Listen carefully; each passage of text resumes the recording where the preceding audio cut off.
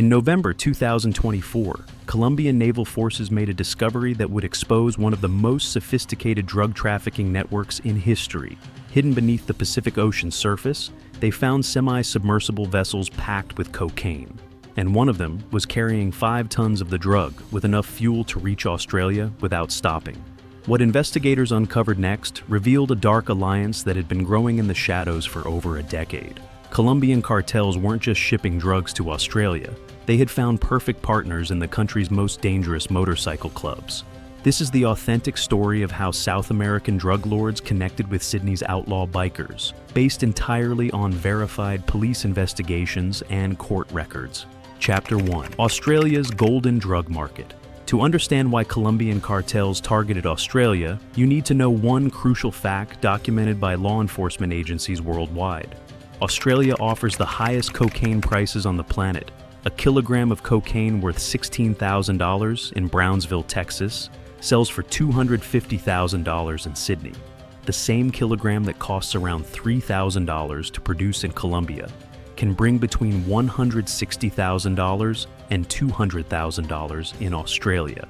These aren't estimates, they're figures documented by the Australian Federal Police, US Drug Enforcement Administration, and international law enforcement agencies. The profit margins were so extreme that drug cartels began viewing Australia as their most valuable target market. Mexican organized crime was playing a more active role in Australia, which has a significant cocaine problem, according to John Lawler, chief executive of the Australian Crime Commission.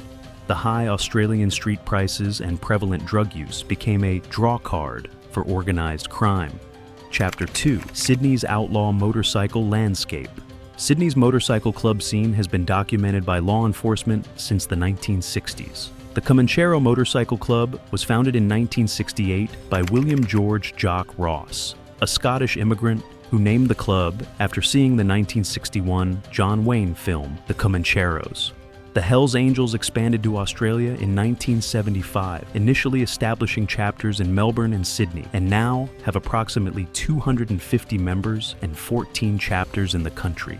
The first Australian chapter of the Bandidos was formed in 1983 in Sydney by former members of the Comancheros Motorcycle Club. The club's activities in Australia have traditionally included drug trafficking, prostitution, armed robbery, arms trafficking, fencing stolen goods, and murder for hire, but they have more recently moved into legitimate businesses such as gyms, tattoo parlors, haulage companies, and the security industry. Australian law enforcement agencies don't speculate about these organizations. They have decades of documented criminal activity and court convictions to prove their involvement in serious organized crime. Chapter 3: The First Documented Connections. Federal investigators have intelligence that Sinaloa operatives have visited Australia to link up with local drug distributors, and Australian traffickers have traveled to Latin America to do the same. Nick Bingham, commander of the New South Wales Police Drug Squad, says extravagant cocaine profits have attracted everybody: Lebanese gangs, Chinese gangs, Albanian gangs, and homegrown outlaw motorcycle gangs known as bickies. Bingham specifically identified the key players. Some of our larger groups are the Hells Angels, the Rebels, the Bandidos, the Comancheros, the Nomads, the Gypsy Jokers, and certainly they're heavily involved in all sorts of organized crime, but we believe cocaine is becoming a more attractive market to them. This wasn't speculation from police. It was based on documented surveillance, intercepted communications, and arrest records showing direct connections between international cartels and Australian motorcycle clubs. Chapter 4: Operation Ironside: The Digital Evidence. In 2021, the Australian Federal Police launched the largest organized crime investigation in the country's history. Operation Ironside used a covertly controlled encrypted messaging platform called AN0M to monitor criminal communications in real time. During Operation Ironside, there was 1,659 active AN0M devices in Australia and a total of 19.37 million messages detected on the devices. The FBI identified more than 300 transnational organized crime groups using the AN0M devices for criminal enterprises. Clients included the Mexican Sinaloa drug cartel and the Hells Angels outlaw motorcycle gang in Australia. The operation revealed the sophisticated nature of cartel motorcycle club connections. Criminal organizations compartmentalize their activities with multiple brands of hardened encrypted devices. For example, some users assign different types of devices to different parts of drug trafficking transactions. In some instances, AN0M was used for the logistics of the drug shipments, but other encrypted platforms were used to coordinate the concealment of the illicit proceeds. Chapter 5. Documented arrests and connections. On November 8th, police in Melbourne arrested 2 men in different parts of the city on suspicion of belonging to an international drug trafficking ring with ties to Mexican gangs. One of the men detained is a senior member of the Comancheros motorcycle club, a biker gang. The police operation was the result of a 16-month investigation involving the U.S. Drug Enforcement Administration, DEA, and also saw the seizure of $30,000 in cash, 2,400 pills, and some 350 grams of an unidentified white powder. Australian Crime Commission Intervention Manager Warren Gray added that there is a deepening alliance between Mexican drug cartels and Australian bike gangs. Mexico's powerful Sinaloa cartel is thought to have a major stake in Australia's expanding cocaine market. In June 2023, a Colombian national was arrested following an investigation by the Queensland Joint Organised Crime Task Force. The investigation was launched as a result of collaboration between the Colombian National Police, United States Drug Enforcement Administration, Bogota, Country Office Colombia, Division, and the AFP's International Network, South America Office to counter plans by a transnational organized crime group to import cocaine from Colombia. Chapter 6. The Submarine Discovery. Colombia's Navy has uncovered a new drug smuggling route from South America to Australia after intercepting a Narco submarine packed with cocaine in the Pacific Ocean. The discovery was made during a 6-week anti-narcotics operation, carried out jointly by Colombian authorities and security officials from dozens of other countries. That resulted in the seizure of at least 225 tons of cocaine. Among the haul was 225 metric tons of cocaine, 5 tons of which was found aboard a semi-submersible vessel plying a marine trafficking route from Colombia to Australia. The vessel, intercepted in Pacific waters with enough fuel to reach Australia, is the 3rd such Narco sub intercepted on the route. A kilogram of cocaine can sell for up to $240,000 in Australia, about 6 times higher than the price in the US, according to Colombian security forces. Chapter 7. The Comancheros Network. The Comancheros became particularly significant in international drug trafficking operations. The Australian Criminal Intelligence Commission identified a network they called the Aussie Cartel. Many of the members are Australian outlaw motorcycle gangs, OMCG, and they have significant influence over the OMCGs in Australia. Their reach extends into all state and territories and internationally. Intelligence assessments support collaborative effects, particularly between the Comancheros and the Hells Angels, including offshore members. These larger OMCGs interoperate and in some cases control smaller clubs to leverage their onshore distribution networks and offset risk. The Comancheros established a chapter in New Zealand in 2018 after a small but influential group of senior members were deported as 501s by Australian authorities. Chapter 8. Recent major seizures. In December 2024, the Australian Federal Police charged 13 people following Australia's largest ever seizure of cocaine. The AFP charged the group, 11 men and 2 juveniles, with conspiring to import 2.34 tons of cocaine into Australia by sea. Police said the cocaine, which had been bundled in 40-kilogram bales, had an estimated street value of around $760 million. The AFP will allege one of the men arrested on Saturday night was the vice president of the Comancheros Outlaw Motorcycle Club's Brisbane chapter. The Australian Federal Police said that a joint investigation led the United States Immigration and Customs Enforcement to uncover 1.7 tons of drugs in California. Australian police indicated that the country's biker gangs, with deep involvement in organized crime, were willing interlocutors for Colombian and Mexican cartels. Chapter 9. Operation Ironside Results. As of June 2024, there have been 392 alleged offenders charged with 2,355 offenses, such as trafficking illicit drugs, money laundering, and dealing in the proceeds of crime. As a result of Operation Ironside, more than 6.6 tons of illicit drugs and $55.6 million in illicit cash, plus 149 weapons and firearms, were seized in Australia. 63 offenders across the country, including those linked to outlaw motorcycle gangs and other serious organized crime, have pleaded guilty or have been convicted at trial. Collectively, they have been sentenced to 307 years imprisonment. A Newcastle man was sentenced to 15 years imprisonment for his role in a conspiracy to import about 500 kilograms of methamphetamine into Australia. He was a key member of a transnational criminal syndicate with links to the lone wolf outlaw motorcycle gang. Chapter 10. International scope groups which participate in maritime drug trafficking into Australia include Australian outlaw biker gangs, Mexican drug cartels, Asian drug syndicates, and those operating in smaller crime rings.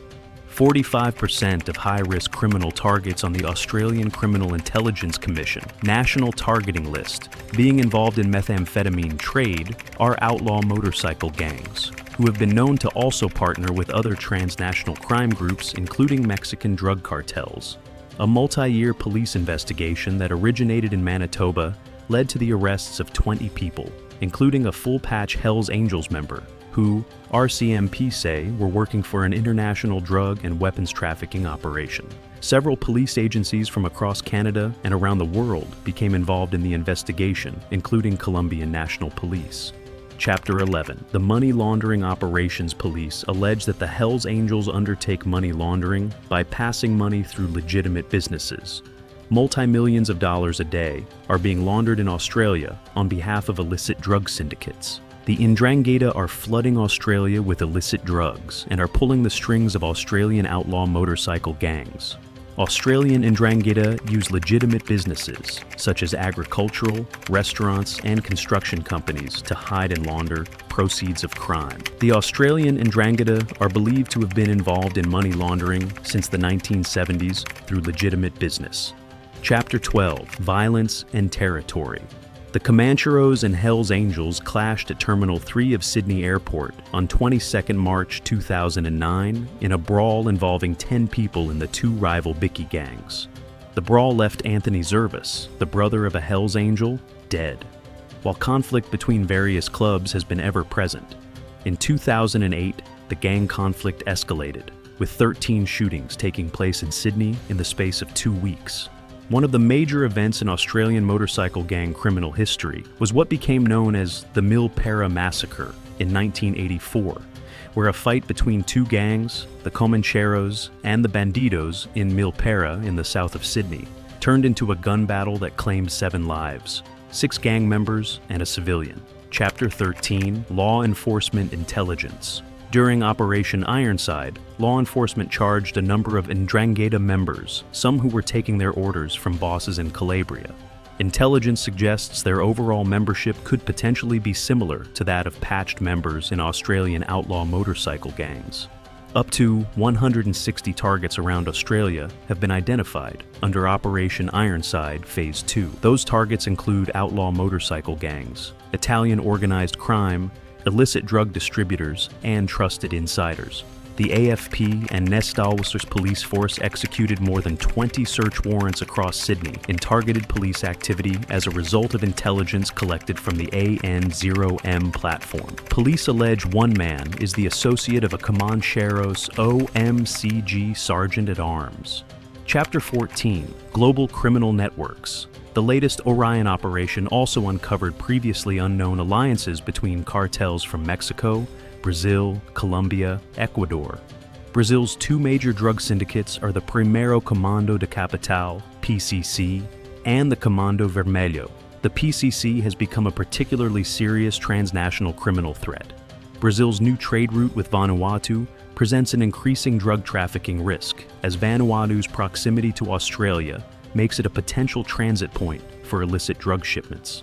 The Hells Angels must decide whether to latch on to other gangs' success or try to establish a presence of their own in Latin America.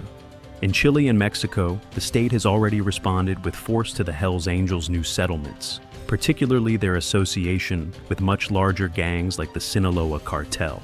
Chapter 15: Current Threat Assessment. Colombian authorities said cartels have evolved into global networks, collaborating across continents to smuggle drugs to Europe, the US, and Oceania. These subs can travel up to 10,000 miles without refueling, highlighting new trafficking routes to Australia, where cocaine sells for up to $370,000 per kilogram. The AFP, together with the United States Drug Enforcement Administration, are working to investigate a transnational drug trafficking syndicate targeting Australia.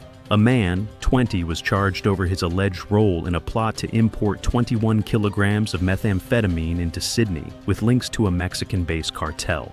Over the last few years, the Aussie cartel likely imported more meth and cocaine into Australia than any other group.